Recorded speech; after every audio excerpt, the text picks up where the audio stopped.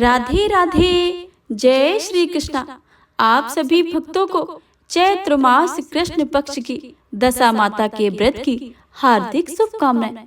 आप सभी के जीवन में दशा माता की कृपा सदा सर्वदा ही बनी रहे। हे प्रिय भक्तजनों, आज श्रवण करेंगे दशा माता के व्रत के पावन पर्व पर राजा नल और दमयंती की एक अनोखी कहानी।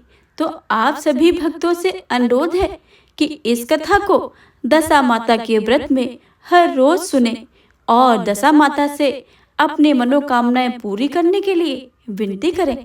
तो आप सभी से विनम्र अनुरोध है कि इस कथा को भक्ति भाव से और प्रसन्न मन चित्त से पूरा अवश्य सुने और कमेंट बॉक्स में दशा माता की जय लिखना बिल्कुल भी मत भूलिएगा।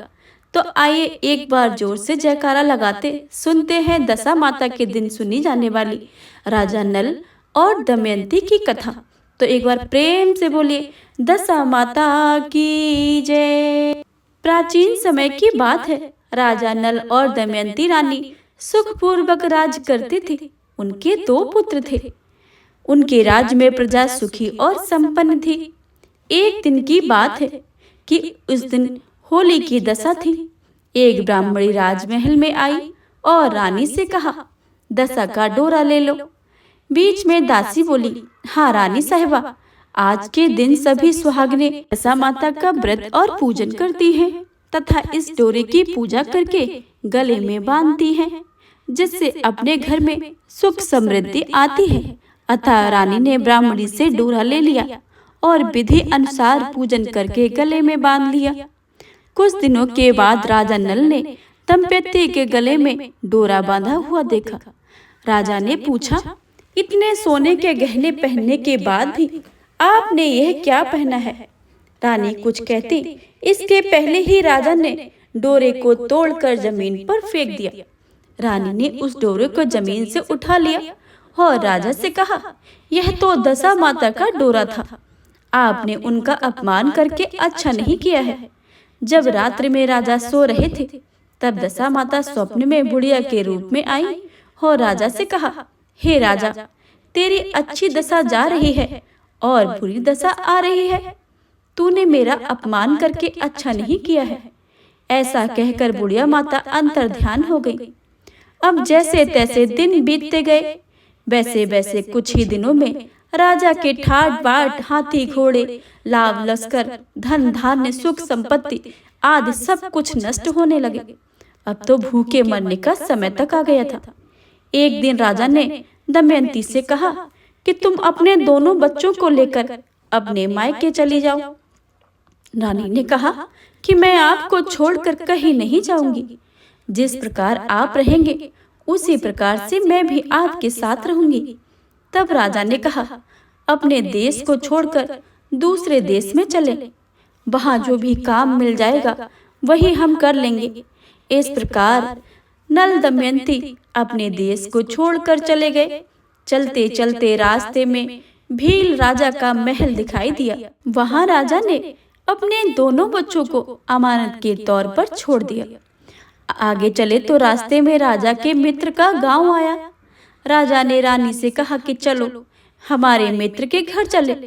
मित्र के घर पहुंचने पर उनका खूब आदर सत्कार हुआ और पकवान बनाकर भोजन कराया गया। मित्र ने अपने शयन कक्ष में सुलाया।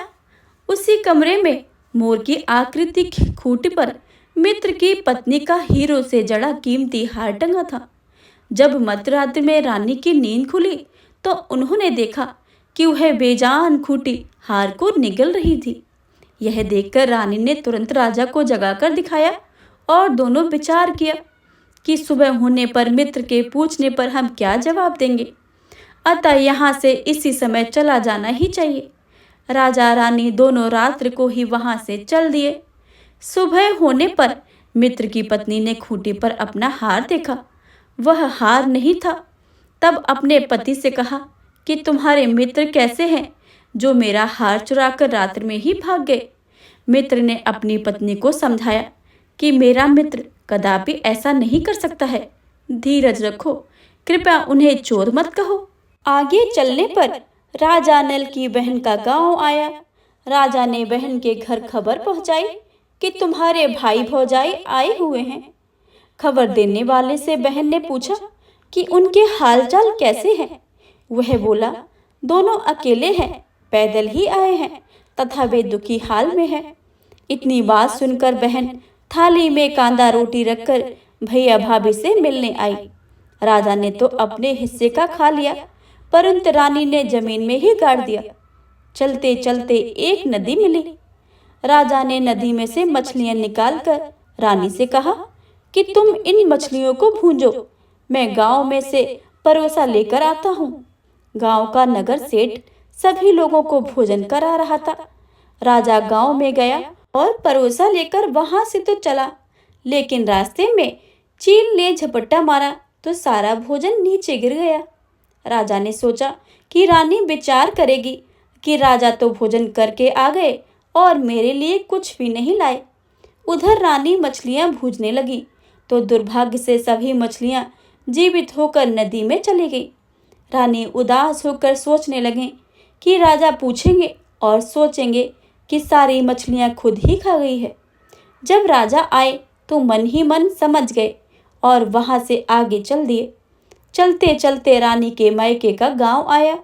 राजा ने कहा कि तुम अपने मायके चली जाओ, वहां दासी का कोई भी काम कर लेना, मैं इसी गांव में नहीं नौकर हो जाऊंगा।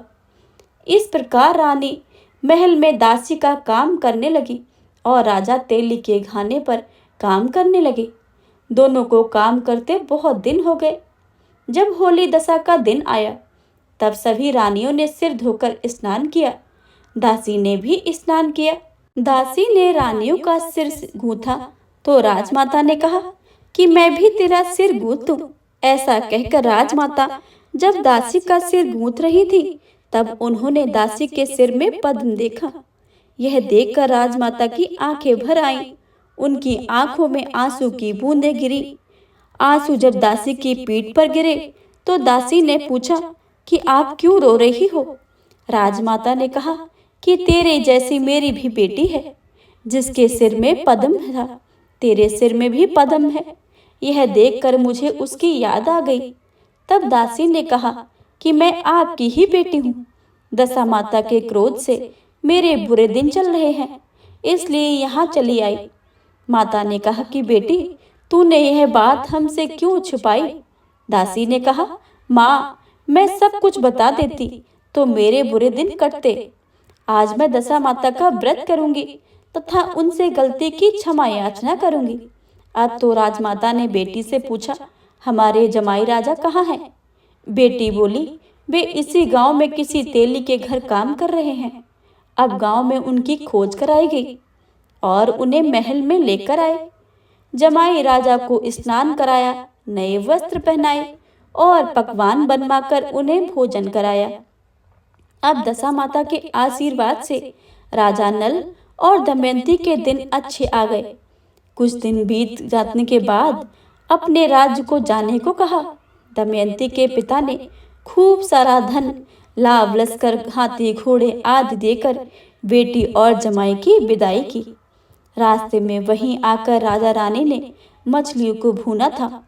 राजा के हाथ से चील के झपट्टा मारने से भोजन जमीन पर आ गिरा था।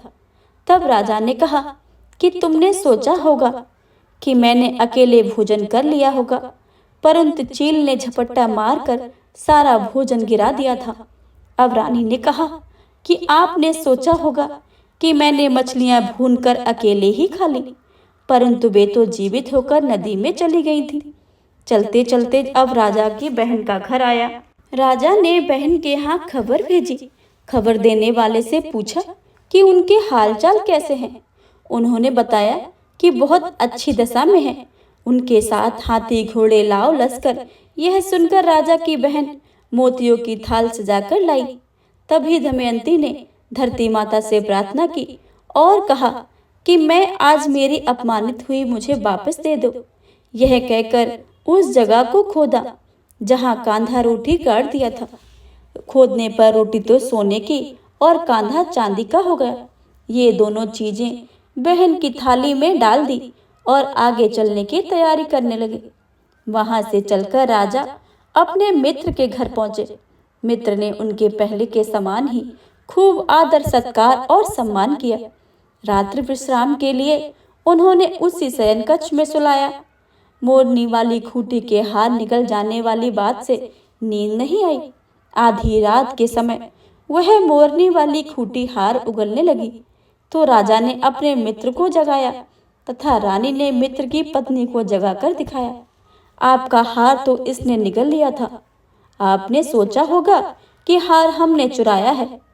दूसरे दिन प्रातःकाल नित्य कर्म से निपटकर वहां से भी चल दिए। वे भील राजा के यहाँ पहुंचे और अपने पुत्रों को मांगा तो भील राजा ने देने से मना कर दिया। गांव के लोगों ने उन बच्चों को वापस दिलाया। नल दमयंती अपने बच्चों को लेकर अपनी राजधानी के निकट पहुंचे तो नगरवासियों ने लाव लश्कर के साथ उन्हें आते हुए देखा। सभी ने बहुत प्रसन्न होकर उनका स्वागत किया तथा गाजे बाजे के साथ उन्हें महल पहुंचाया। राजा का पहले बरसा ठाट बाट हो गया। राजा नल दमयंती पर दशा माता ने पहले को कोप किया, ऐसा किसी पर मत करना और बाद में जैसी कृपा की है वैसी सब पर करना। एक बार प्रेम से बोलिए दशा माता की जय। हे प्रिय भक्तजनों, अगर आपको ये कथा अच्छी लगी तो कमेंट बॉक्स में दशा माता की जय लिखना बिल्कुल भी मत भूलिएगा। और चैनल पर नए आए हैं तो चैनल को सब्सक्राइब करके बेल आइकन को अवश्य दबा लें ताकि आने वाली सभी वीडियो की जानकारी सबसे पहले आपके पास पहुंचे। मिलते हैं अगली ऐसी ही कथा में, तब तक के लिए जय श्री कृष्णा।